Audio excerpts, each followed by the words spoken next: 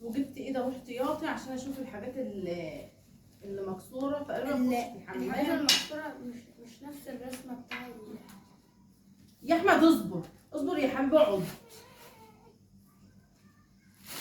انا اوريكم بصوا بقى. بصوا يا ولاد وانا ماشيه في متغمر لقيت نوع مكرونه سايبه حلوه قوي. اسمها ايه؟ اسمها بلازا. بلازا دي تحفه، لما تلاقوها في اي مكان هاتوها. جبت شعريه وجبت منها ايه، جبت تشكيله كده يعني. انت على ما تقريت انا اجيب.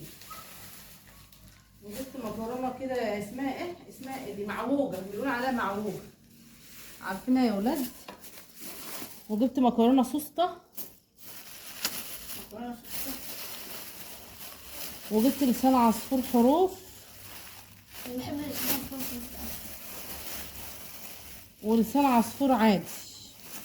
احب بيبقى جميل. حلوه قوي يا ولاد النوع دوت. والكيلو اداني الكيلو ب 23 جنيه. النوع ده تحفه اسمه بلازا على ضمانتي. وجبت ايه تاني يا ام مهاب؟ جبت باكت الاكياس ده. انتوا عارفين ان انتوا بتغلفوا باي حاجه. بصوا اللي هو بيبقى كده.